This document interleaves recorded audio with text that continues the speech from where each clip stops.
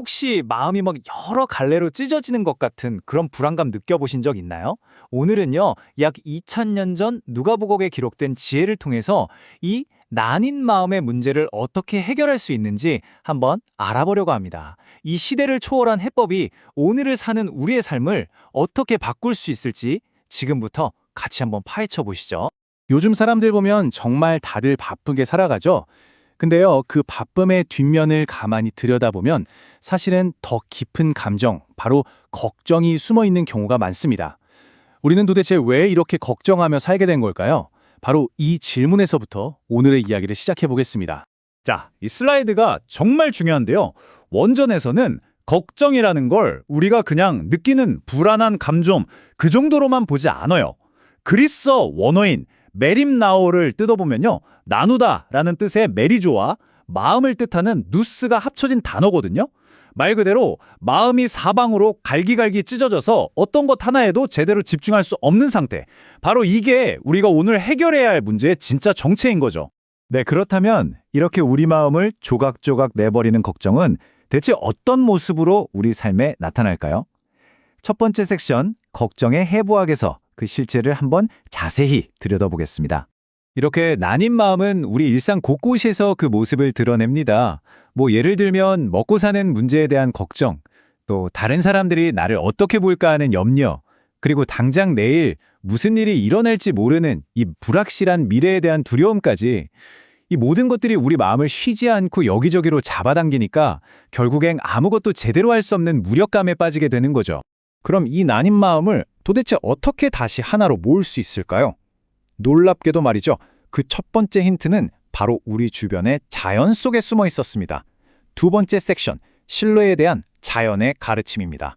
원전은 걱정이 얼마나 헛된 것인지를 보여주기 위해서 아주 흥미로운 두 증인을 내세웁니다. 바로 까마귀와 들에 핀 백합화예요. 한번 생각해 보세요. 까마귀는 당시에 부정하다고 여겨졌던 새였고 들꽃은 하루 피었다가 금방 시들어버리는 아주 흔한 존재잖아요. 그런데 이렇게 보잘것없고 어찌 보면 자격 없어 보이는 존재들조차도 다 먹을 것과 입을 것을 공급받고 있다는 겁니다. 핵심은 이거예요. 가장 가치 없어 보이는 것들조차도 돌봄을 받고 있다는 사실이죠. 그리고 이 관찰은 하나의 강력하고 논리적인 결론으로 이어집니다. 바로 하물며 너희일까 보냐 이 말이죠. 오늘 있다가 내일이면 사라질 들풀도 이 정도인데 그것과는 비교도 할 수 없이 소중한 당신을 그냥 내버려 두시겠냐는 거예요. 이 하물며라는 단어, 이게 바로 이 논리의 심장이라고 할 수 있습니다. 이어서 원전은 우리 경험에다 대고 직접적으로 질문을 던집니다. 우리 한번 솔직하게 생각해 보자고요. 우리가 밤새도록 걱정하고 고민한다고 해서 우리 수명을 단 1분, 아니 1초라도 늘릴 수 있었던 적이 있나요? 결론은 아주 명확합니다. 걱정은요, 마치 햄스터가 쳇바퀴를 도는 것과 같아요. 에너지만 잔뜩 소모할 뿐 단 한 발짝도 앞으로 나아가지 못하는 무익한 행동이라는 거죠. 그러니까 걱정을 멈추는 첫 번째 단계는 바로 이겁니다. 이 쳇바퀴가 아무 의미 없다는 걸 깨닫고 우리 바깥에 있는 공급자를 신뢰하는 법을 배우는 것. 자, 공급자를 신뢰하는 법을 배웠다면 이제 다음 질문으로 넘어가야 합니다. 그렇다면 나는 누구인가? 이게 바로 두 번째 해결책의 핵심이에요. 왜냐하면 나의 정체성에 대한 이해가 바뀌는 순간 우리 삶의 모든 우선순위가 완전히 재정렬되기 때문입니다. 여기서 또 다른 중요한 그리스어가 등장하는데요. 바로 근심을 뜻하는 메테오리제스데입니다. 이 단어는 원래 공중에 붕 떠 있다는 의미예요. 마치 닻을 내리지 못해서 거친 파도에 이리저리 내맡겨진 배처럼 마음이 불안정하게 흔들리는 상태를 정말 생생하게 묘사하는 단어죠. 이건 바로 잘못된 정체성에서 비롯되는 필연적인 결과라고 할 수 있습니다. 이 슬라이드는 원전이 제시하는 두 가지 삶의 방식을 아주 극명하게 보여주고 있습니다. 왼쪽에 고아의 사고방식을 한번 보세요.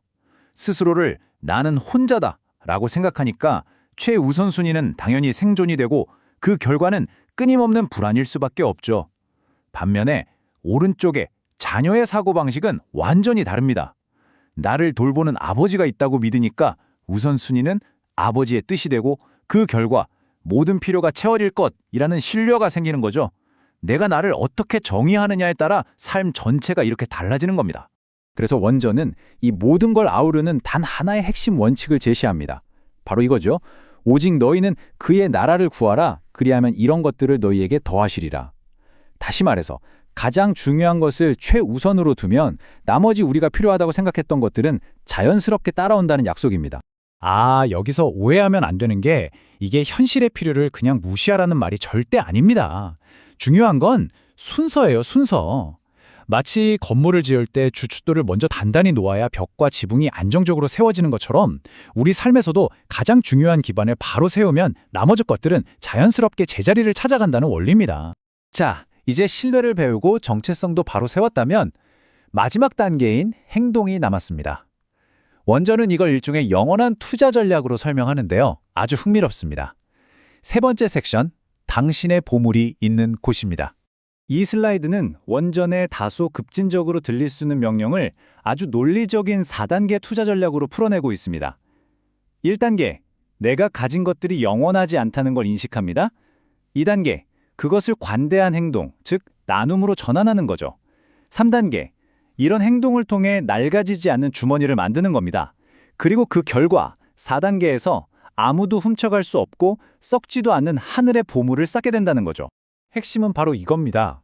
우리의 시간과 돈이 어디로 흘러가는지를 보면요. 그건 마치 우리 심장 박동을 체크하는 진단도구와 같아요. 그걸 보면 우리 마음의 진짜 주인이 누구인지, 우리가 인생에서 무엇을 가장 소중하게 여기는지가 숨김없이 다 드러난다는 겁니다. 바로 이 시대를 초월한 원리가 모든 것을 요약해줍니다. 너희 보물 있는 곳에는 너희 마음도 있으리라. 다시 말해서 당신의 돈이 흘러가는 곳을 따라가 보면 바로 거기에 당신의 마음이 있다는 뜻이죠. 그렇다면 지금까지 이야기한 신뢰, 정체성, 투자, 이 세 가지 해결책을 하나로 꿰뚫는 핵심 개념은 과연 무엇일까요? 마지막 섹션에서 이 모든 것을 하나로 통합하는 사고방식을 살펴보겠습니다. 그 모든 것을 아우르는 핵심 개념은 바로 코람 데오입니다. 하나님 앞에서라는 뜻을 가진 이 라틴어 구절은 분열된 우리의 삶을 하나로 통합시켜주는 아주 강력한 사고방식을 제시합니다. 바로 이 코람 데오의 관점으로 살아가는 것. 이것이야말로 우리가 맨 처음에 이야기했던 나뉜 마음, 즉 걱정이라는 문제에 대한 궁극적인 치유책이 되는 겁니다. 내 삶의 모든 순간이 나를 돌보는 존재의 시선 아래에 있다고 믿을 때 비로소 마음의 분열이 멈추고 온전한 평화를 찾을 수 있게 되는 거죠. 자, 그럼 오늘 분석한 내용을 여러분의 삶에 바로 적용할 수 있는 3가지 행동 지침으로 정리해 보겠습니다. 첫째, 모든 걸 내 힘으로 통제하려는 헛된 노력을 멈추고 공급자를 신뢰하십시오. 둘째, 스스로를 세상에 홀로 남겨진 고아가 아니라 돌봄받는 자녀로 여기십시오. 그리고 마지막으로 여러분의 소중한 자원을 사라질 것들이 아닌 영원한 가치에 투자하십시오. 오늘 이야기를 마무리하면서 이 모든 지혜가 담긴 단 하나의 질문을 여러분 각자에게 던지고 싶습니다. 이 질문에 대한 여러분의 답이 앞으로 여러분의 삶의 방향을 결정하게 될 겁니다. 당신의 마음은 지금 어디에 있습니까?